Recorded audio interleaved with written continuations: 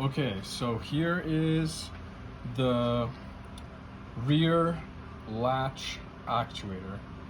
This piece here is visible from the outside of the car. You might have seen this claw before.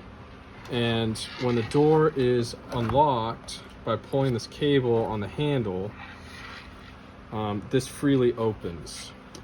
And you can see this piece here is where it grabs the lock. And when it does that and grabs the lock, oh boy. This moves into place and closes, which allows, how did this happen? Anyways, that's how.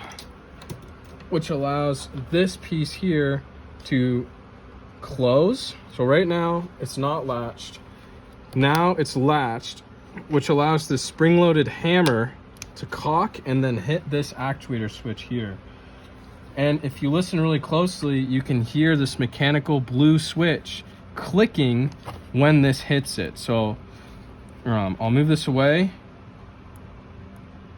Can you hear that? Get really close to it, will you, please? You can hear that clicking. And this piece here gets filled with all kinds of gunk.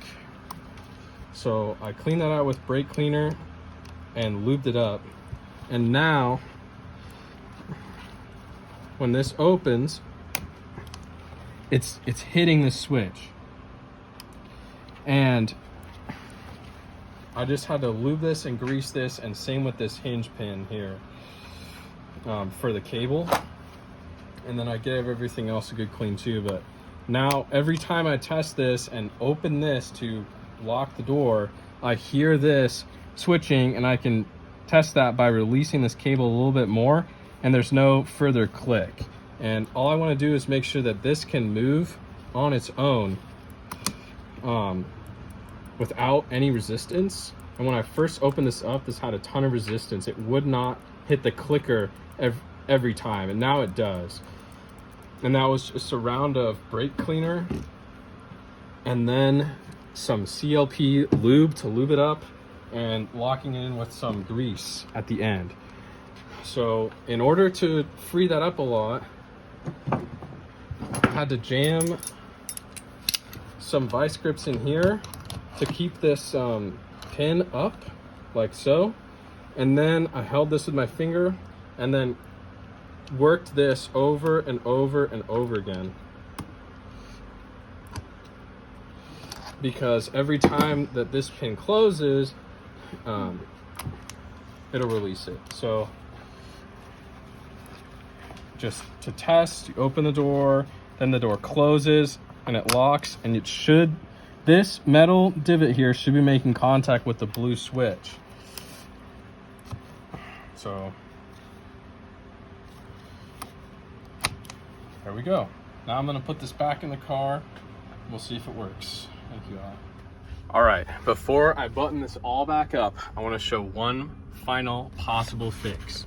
So for me, with my power doors, this lever right here that extends down and moves when the handle moves, as you can see now, would be stuck in the middle. See how it's slanted to the left right now?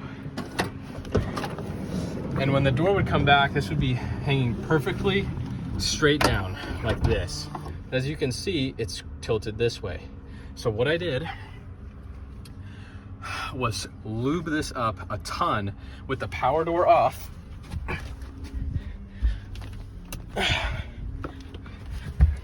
Turn power door off and lube this up while I force it back and forth like this with the handle over and over and over again.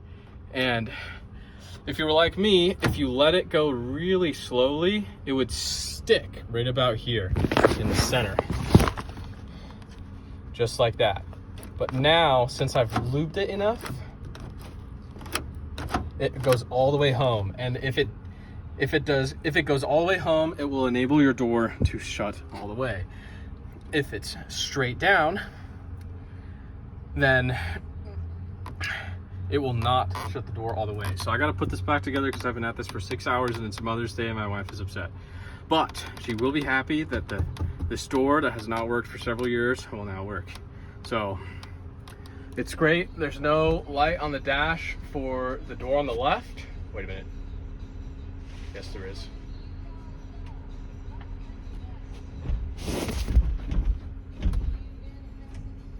That's not good.